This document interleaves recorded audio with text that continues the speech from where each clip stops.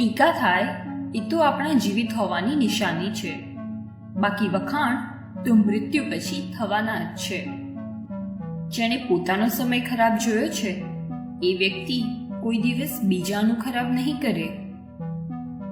જિંદગી એક હસીન સ્વપ્ન છે જેમાં જીવવાની ચાહત હોવી જોઈએ. ગમ આપમેળે ખુશીમાં બદલાઈ જશે, બસ હંમેશા મુસ્કુરાવાની આદત હોવી જોઈએ.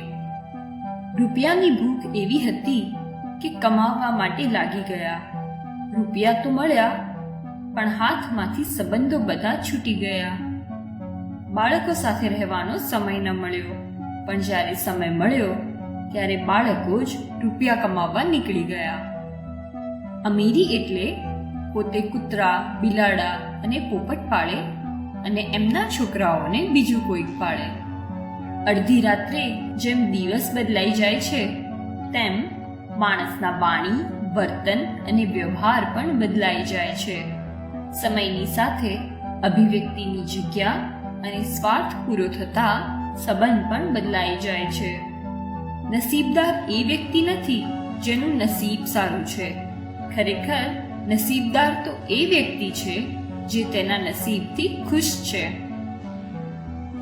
કોઈ ફકીરના હાથમાં જ્યારે કંઈક આપશો ત્યારે એ જાણશો કે આ મહેંગાઈના જમાનામાં પણ દુઆ કેટલી સસ્તી છે. અગર સમજાવવાથી જ બધા સમજી જતા હોત તો આ વાંસળી વગાડનારો ક્યારે મહાભારત ના થવા દેતો. બીજા દ્વારા મળતા દુઃખથી બચવા માટે 3 વસ્તુ હંમેશા ખ્યાલમાં રાખવી. 1. અન્ય પાસે કોઈ અપેક્ષા રાખવી નહીં. 2. કદાચ અપેક્ષા રાખી હોય તો એ પૂરી થાય એવી જીદ ના રાખવી. અને 3. જ્યારે અપેક્ષા તૂટે ત્યારે વ્યક્તિને દોષિત માનવી નહીં.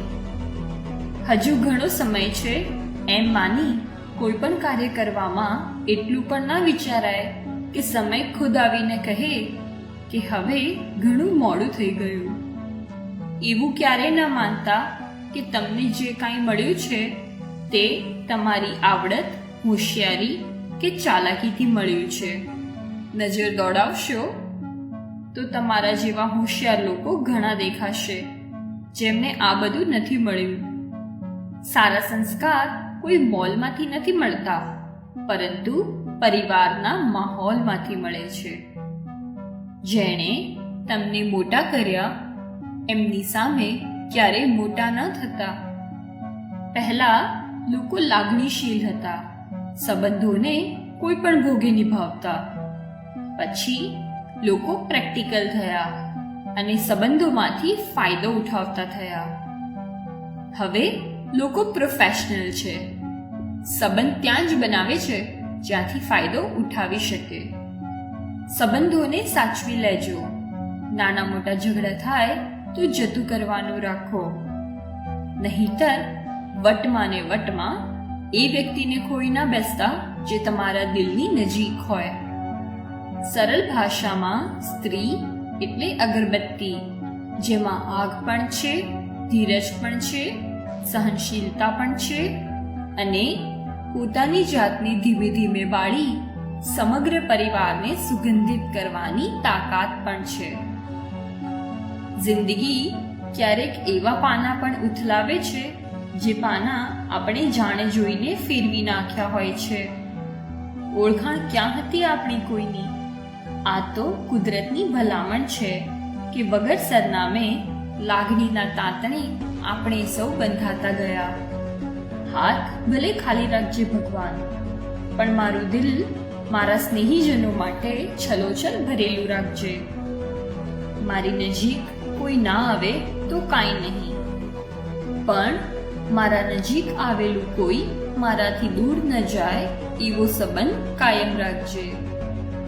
જીવન સંગ્રામમાં દરેક ક્ષેત્રોમાં રામાયણ અને મહાભારત મોજૂદ છે. જો તમને રામ અને કૃષ્ણ બનતા આવડે તો વિજય તમારો જ છે. માં ભલે ભણેલી ગણેલી ના હોય, પણ દુર્લભ અને મહત્વપૂર્ણ જ્ઞાન તો આપણને બધાને મા પાસેથી જ મળે છે. તો મને આશા છે કે આ વિડીયો તમને ખૂબ પસંદ આવી હશે. જો એવું હોય તો આ વિડીયોને લાઈક કરી દેજો અને મારા ચેનલને સબસ્ક્રાઈબ કરી દેજો. ફરીથી મળીએ આવતા વિડીયોમાં.